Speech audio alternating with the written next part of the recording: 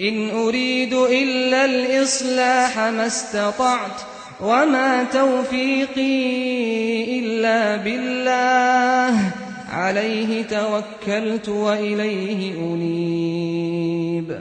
زموږ یو ملګری سوال وکړی، اول خبره خدا ده، زه ستاسو د صبر الحمدلله ثم الحمدلله تعریف کوم چې تاسو صبر وکړئ.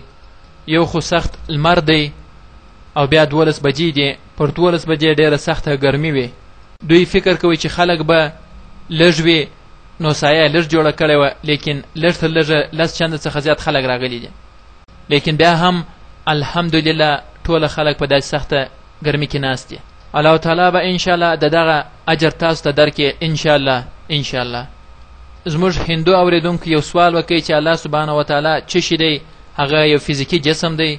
آیا هغه د فزیکي جسم په شان یو ذات دی؟ آیا هغه په کائناتو کې دننه دی او که د باندې دی؟ هغه کائنات څنګه کنټرولوي؟ تر کوم ځایه چې د فزیکي جسم خبره ده نو الله سبحانه وتعالی زموږ او ستاسو په شان یو فزیکي جسم نه دی. الله تعالی خپل تعریف په سورة الاخلاص کې ورکوي، سورة شماره 112 آیات د 1 څخه تر 4 پورې. قل هو الله احد، ووایه چې الله یو دی. الله صمد، الله بېنیازه دی، تر ټولو برتره دی. لم یلد ولم یولد، هغه نه څوک زیږولی دی او نه هغه چا زیږولی دی. ولم یکن له کفوا احد، او د هغه په مثل هیڅوک په دې کائناتو کې نسته. دغه په قرآن عظیم شان کې د الله تعالی د 4 کرښو تعریف دی. هر څوک چې دا دعوا کوي چې پلانکی شخص خدای دی، هغه که په دغه 4 کرښو کې په دغه 4 آیاتو د دغه په تعریف کې صحیح راځي نو موږ مسلمانانو ته هیڅ اعتراض نشته چې هغه خدای دی. وایي سوال وکړي چې آیا الله په ټوله کائناتو کې دی؟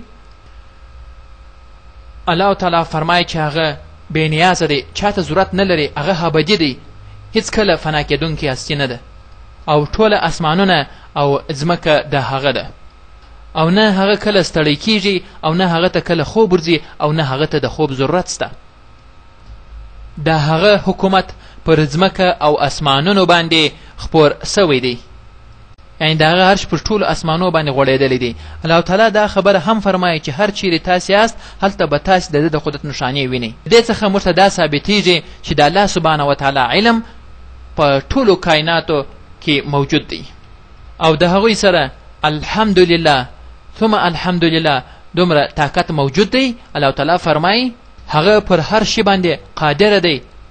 ان الله علی کل شیء قدیر، د الله طاقت داسې دی چې په ټولو کائناتو کې پاشل سوی دی. او تر کوم ځای چې د فزیکي جسم سوال دی، هغه زما او ستا په شان نه دی، هغه یو بل ډول هستی ده. الله تعالی په سورة شورا کې فرمایي، سوره شماره 42 آیات شماره 11 لیس کمثله شیء، د الله په مثل هیڅ شی نسته. نو موږ الله سبحانه وتعالی په دغه کائناتو کې د هیڅ شي سره نسو مقایسه کولی، هغه یو علیحده هستی ده.